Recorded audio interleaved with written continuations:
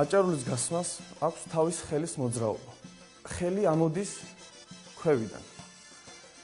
ერთი კერძის წინ გადაჯვარედინებული და ქვემოდან ისევ გამკლავში. ორი. ერთი, ორი. ერთი. შემდეგ.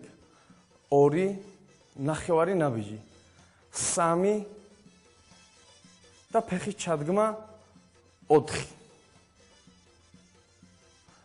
1 2 3 4. შემდეგ მარჯვენა ფეხი გადმოდის მარცხენა ფეხის წინ.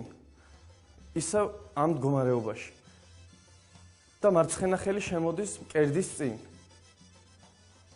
5 და ბრუნდებით საწყის მდგომარეობაში 6 1 2 3 4 5 6 7 8